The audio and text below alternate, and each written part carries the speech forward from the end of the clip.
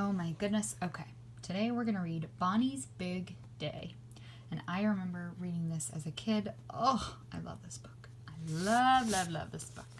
Okay. All right. One sunny morning in early September, I drove to see old John Skipton at Dale Close Farm, since he had telephoned to say that one of his cart horses was lame.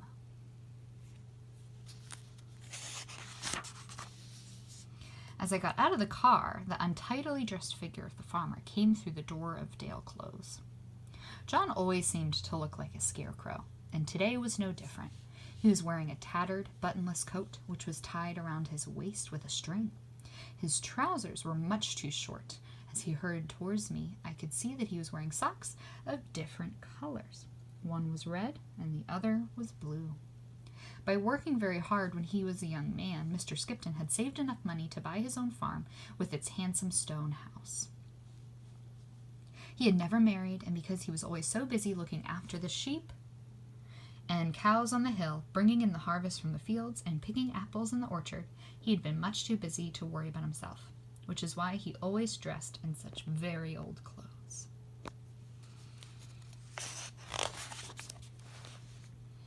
"The horses are down by the river," he said in his unusual gruff manner. "We'll have to go down there." He seized a pitchfork and stabbed it into a big pile of hay, which he hoisted onto his shoulder. I pulled my large Gladstone bag from the car and set off behind him. It was difficult to keep up the farmer's pace, even though he must have been 50 years older than me. I was glad when we reached the bottom of the hill, because the bag was heavy and I was getting rather hot. I saw the two horses standing in the shallows of the pebbly river. They were nose to tail and were rubbing their chins gently along each other's backs. Beyond them, a carton of green turf ran up to a high, sheltered ridge, while all around clumps of oak and beech blazed in the autumn sunshine. "They're in a nice place, Mr. Skipton," I said. "Yes, they keep cool in the hot weather, and they've got the barn when the winter comes." Happy ponies. At the sound of his voice, the two big horses came trotting up from the river, the gray one first, and the chestnut one following more slowly and limping slightly. They were fine, big cart horses, but I could see they were old from the sprinkling of white hairs on their faces. Despite their old age, however, they pranced around old John, stamping their enormous feet, throwing their heads about, and pushing the farmer's cap over his eyes with their muzzles. "Get over, leave off," he cried.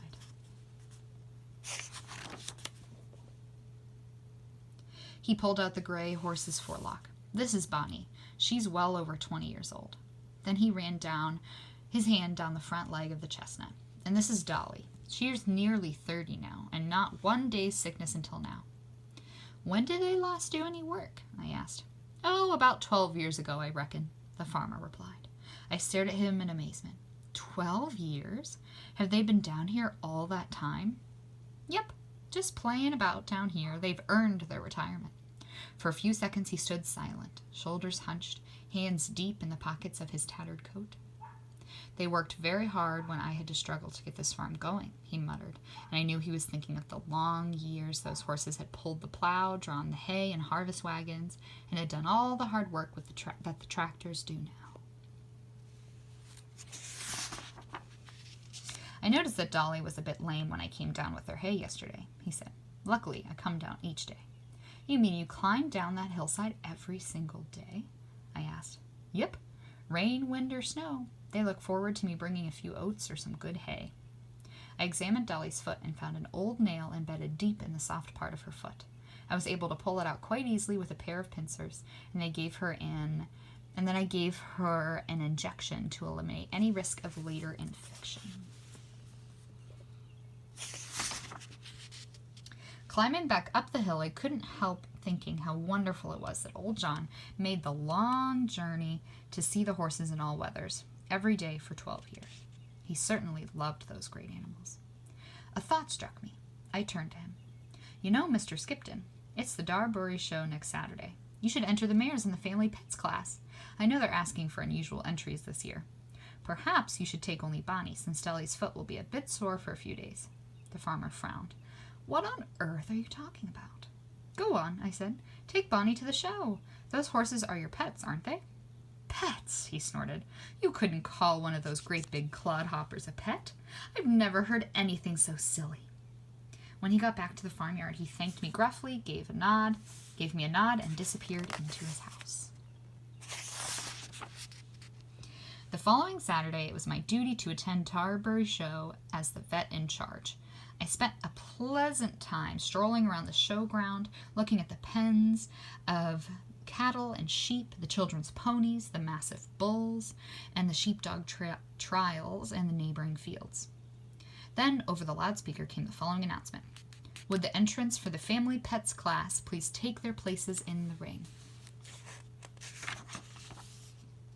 I was always interested in this event, so I walked over and stood by the secretary, who was sitting at a table near the edge of the ring. He was Darbury's local bank manager, a prim little man with rimless spectacles and a pork pie hat. I could see that he was pleased at the number of entrants now filing into the ring. He looked up at me and beamed. They have certainly taken me at my word when I asked for unusual entries this year. The parade was led by a fine white nanny goat, which was followed by a pink piglet. Apart from numerous cats and dogs of all shapes and sizes, there was a goldfish in its bowl and at least 5 rabbits. There was a parrot on a perch and some budgies having an outing in their cage. Then, to an exciting buzz of conversation, a man walked into the ring with a hooded falcon on his wrist. "Splendid, splendid," cried Mr. Secretary, but then his mouth fell open and everyone stopped talking, as a most unexpected sight appeared. Old John Skipton came striding into the ring, and he was leading Bonnie, but it was quite a different man and horse that I had seen before. John still wore the same old tattered coat tied with string, but today I noticed that both of his socks were the same color, and on his head, perched right in the center, was an ancient bowler's hat. It made him look almost smart, but not as smart as Bonnie. She was dressed in the full show regalia of an old-fashioned cart horse. Her hooves were polished and oiled. The long, feathery hair on her lower limbs had been washed and fluffed out. Her mane, tail, and forelock had been plaited with green and gold ribbons, and her coat had been groomed until it shone in the sunshine. She was wearing part of the harness from her working days, and it, too, had been polished, and little bells hung from the collar. It quite took my breath away to look at her. Here's everybody watching. She's so pretty. Mr. Skipton, you can't bring that great thing in here. This is the class for family pets, cried Mr. Secretary, leaping up from his chair. Bonnie is my pet, responded the farmer. She's part of my family, just like that old goat over there. Well, I disagree, said Mr. Secretary, waving his arms. You must take her out of the ring and go over there, and go home. Old John Skipton put a fierce face and glared at the man. Bonnie is my pet, he repeated. Just ask Mr. Harriet. I shrugged my shoulders. Perfectly true. This mare hasn't worked for over 12 years and is kept entirely for Mr. Skipton's pleasure. I'd certainly call Bonnie a pet. But, sputtered Mr. Secretary. Then he sat down suddenly in his chair and sighed. Oh, very well, then. Go and get into line. So John turned and led Bonnie to a place right in the middle of the other competitors. On one side of them was a little pink piglet. Oh. And on the other side, a tortoise. It was a most curious sight.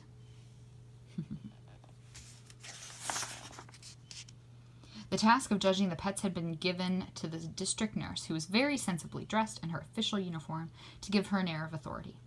Judging this class was always difficult, and when she looked around the line and kept seeing the great horse, she knew it was going to be very difficult indeed. She looked carefully at every competitor, but her eyes always came back to Bonnie. All the rabbits were very sweet. The falcon was impressive, the dogs were charming, and the piglet was cute. But Bonnie was magnificent. First prize to Mr. Skipton and Bonnie, she said. The crowd cheered. As the rosette was presented, a man came to take a photograph for the local newspaper.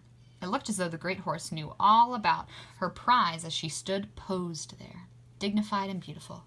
John, too, stood very erect and proud, but unfortunately, every time the photographer clicked the camera, Bonnie pushed the bowler the bowler hat over the farmer's eyes. It was the mare's way of showing her love, but I couldn't help wondering how the picture would turn out. After the show, I went back to Dale Close to help John undress Bonnie, and I went with them down the hill to the field by the river. As we approached, Dolly came trotting up from the river, whinnying with pleasure to see her friend and companion again. Her foot is quite healed now, I said, noting the horse's even stride. In the gentle evening light, we watched the two horses hurry towards each other.